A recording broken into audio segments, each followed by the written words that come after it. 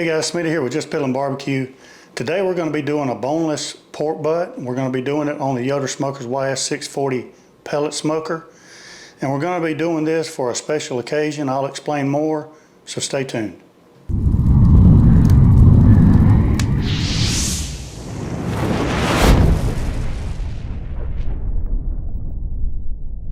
So we're going to be doing this pork butt today for our neighbor. He recently lost his wife. I think they've been married for more than 40 years, and so we wanted to do something nice for him. Brandy told him that we would bring him some barbecue this week, so this is what we're going to be doing this cook for. Just keep in mind that if you have the talent to do good barbecue, or maybe you make cakes or pies, whatever the case may be, maybe you can bring some joy to somebody else's life by making them whatever you're good at. So that's what we're going to do today, so stay tuned for that. All right, so the Yoder is coming up to temperature. I've got it set at 225 degrees. And so let's go ahead and season up the pork butt while the pit's coming up to temperature. I've got some olive oil here. That's what I'm going to use for binder today. And we're going to keep this simple because, you know, I'm not sure.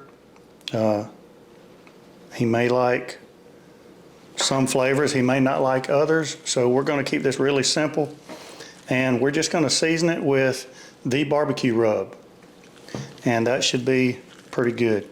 And again, this is a boneless pork butt, so we're going to be able to really get in there and season pretty much the whole thing.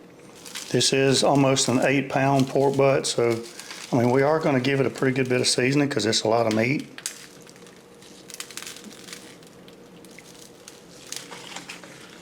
Try to get all the sides.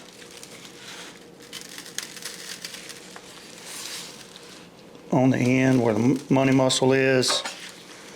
Try to get this side. We'll flip it over and get the other side. The fat cap is pretty thin on this, so I'm going to leave it just like it is. I think it should be just fine like that. And that's all we're going to do to it. We're going to keep it really simple, as I said. Now I'm going to let this sit here while the pit comes up to temperature at 225 degrees, and then we're going to get it on.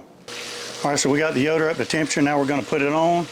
I'm going to put it on the top shelf like I do a lot of my low and slow stuff. The reason for that is because it's right in line with that smokestack, and that smoke's going to go right over the top of the meat, and that's what I want. We're going to go fat cap up. Right there on top.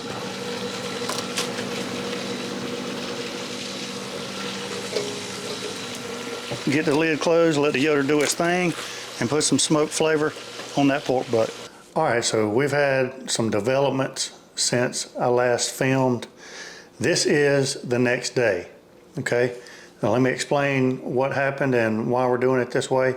I almost decided not to film this, but then I thought, well, this may be good to show some of you guys how you should store your pork butt or anything else that you cook when it's late at night and you want to do it for the next day. So I'll show you my process of how to do it that way, okay?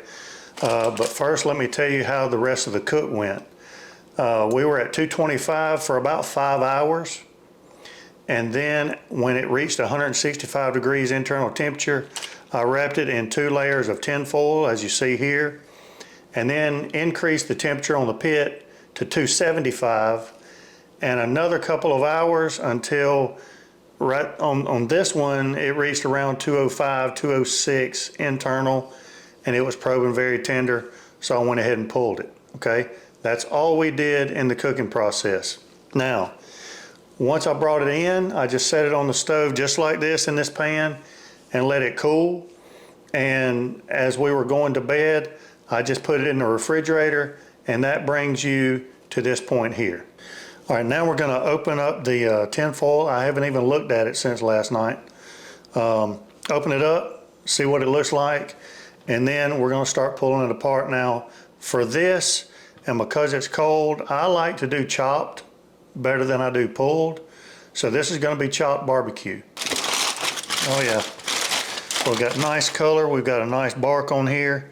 I'm going to go ahead and remove it from this.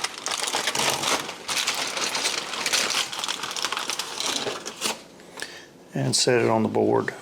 Now, because this is a cold pork butt and it's boneless, I'm just going to cut it into more manageable pieces.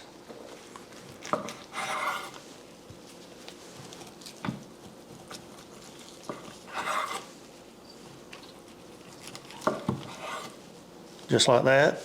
And I'm going to keep this pan here, so anything that I want to discard, some extra fat or anything like that, I can put in here, wrap it up in foil, put it in the trash, and it's not going to be a mess. So now, like this piece right here, all of this right here, I mean, that fat right there is not really going to be that good to eat. So I'm just going to slide that off, and that goes over here. If you want to keep it on, keep it on. But me personally, I like to have clean barbecue. This stuff, on the other hand, it's going to dissolve when it's heated back up, and that's going to add flavor to the meat, so I keep that in there.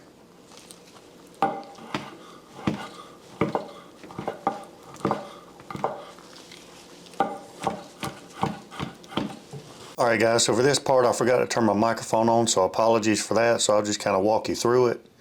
But this is our chopped barbecue after we've gotten it chopped up and put it in a pan. And now I just want to add a little bit of flavor into it. And so we're going to go back in with a little more Killer Hogs The Barbecue Rub. Add as much or as little as you like, but I just want to add a little bit more flavor to the meat. And so we're going to add a little bit of that to it.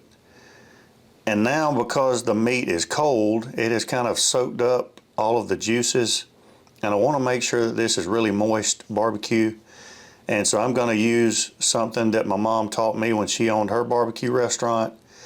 And when she would heat up some of her barbecue, she would add a little bit of what she called her thin sauce. And that consisted of probably a 50-50 mixture of water and her barbecue sauce. And so she would do that, mix it up a little bit, and then she would add that to her meat, and that's going to reconstitute some of that moisture, as well as adding a little bit of flavor from the barbecue sauce to the meat. And so that's what we're going to do. We're going to add some of that thin sauce, mix it up, and then we're going to add some tin foil to this pan, put it in the oven at 350 degrees just until it comes up to temperature, and then we're going to be able to give it a taste test. Alright guys, we've got the barbecue heated up, and all we need to do now is give it a taste test, see if it needs anything else. Let's give it a little taste, see how we did. Smells amazing.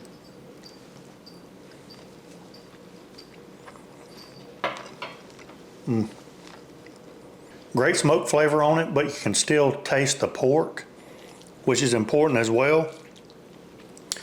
I think I'm going to add just a tad more Killer Hogs, the barbecue rub.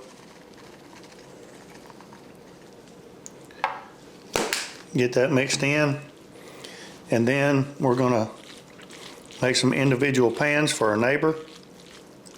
And I can tell you, if my neighbor brought some barbecue over like this, it would brighten my spirits, at least for a little while. And that's our goal today, is just to kind of uplift our neighbor in a time that's not so fun. So I challenge you to find someone that's in need of cheering up.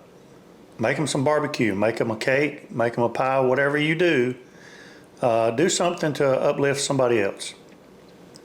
Give us a thumbs up, subscribe to the channel if you like what you see. Leave us a comment down below, and until next time, we'll be piddling. See you guys.